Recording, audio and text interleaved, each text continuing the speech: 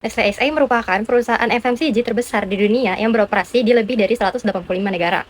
Dengan portofolionya yang luas dan fokusnya kepada nutrisi, kesehatan, dan juga keberlanjutan, Nestlé itu terus mempertahankan posisinya sebagai pemimpin global. Nah, melalui video ini, kelompok kami akan menganalisis kondisi internal dan juga eksternal Nestlé menggunakan IFE dan juga EFE, serta merumuskan rekomendasi strategi berbasis matriks TAUS. Yang pertama, kita bahas lingkungan eksternal yang ngaruh ke strategi Nestle. Kita pakai pendekatan Pestle Analysis dan Porter's Five Forces.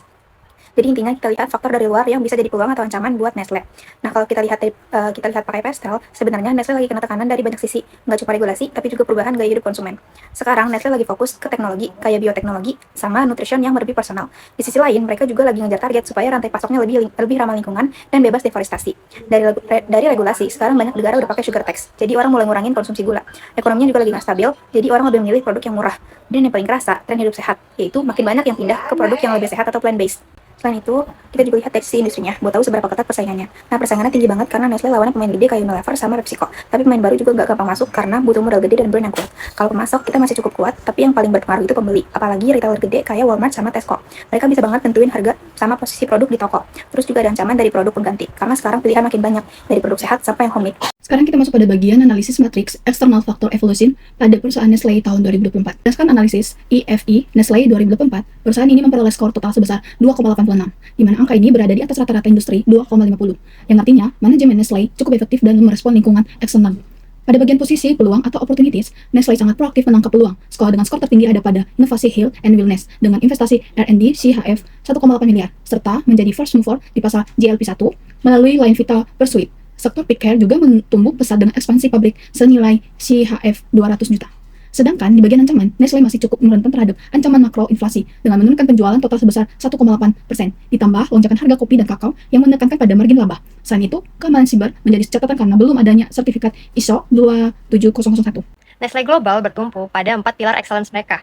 Yang pertama itu manajemen yang fokusnya itu pada efisiensi operasional mereka senilai 2,7 miliar franc Swiss hingga tahun 2027. Yang kedua itu marketing. Jadi berupa investasi sebesar 9% dari total penjualan mereka sukses untuk mendongkrak kategori kopi dan juga coklat. Yang ketiga finansial. Kondisinya itu sangat sehat dengan laba bersih senilai 10,88 miliar franc Swiss. Dan ROIC di angka 14,1%. Yang keempat itu adalah teknologi. Jadi Nestlé itu mengoperasikan pusat R&D terbesar di industri FMCG yang kini mengintegrasikan AI hingga ke level petani. Nah, kekuatan internal tersebut akhirnya menciptakan aset yang memenuhi kriteria Brio. Nestlé itu punya distribusi global di lebih dari 185 negara di dunia yang menjadikan mereka itu pesaing terberat. Dan ditambah kapabilitas R&D dengan data riset selama 150 tahun, serta ekuitas brand yang lebih dari 2.000 merek itu mustahil untuk digantikan secara instan oleh pesaingnya manapun. Nah, kombinasi efisiensi pilar internal dan aset strategis inilah yang akhirnya menjadikan Nestlé tetap mendominasi di pasar FMCG global.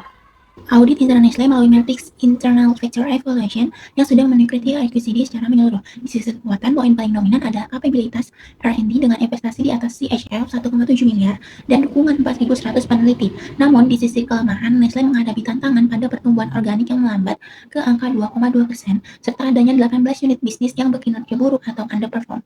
Justifikasi pemberian peringkat kami sangat objektif. Rating 4 pada sektor R&D diberikan karena Nestlé memiliki infrastruktur riset terbesar di industri pangan dunia. Sebaliknya, rating 1 pada efisiensi operasional diberikan karena data menunjukkan adanya kontraksi pendapatan sebesar 1,8% yang menandakan masalah internal ini bersifat kritis dan memerlukan restrukturisasi segera melalui program Fuel for Growth. Secara keseluruhan, total skor internal factor evaluation Nestlé adalah 2,62. Karena angka ini di atas ambang batas rata-rata 2,50, posisi internal Nestlé dikategorikan kuat. Kekuatan finansial dan teknologi mereka saat ini masih mampu mengimbangi inefisiensi operasional yang ada.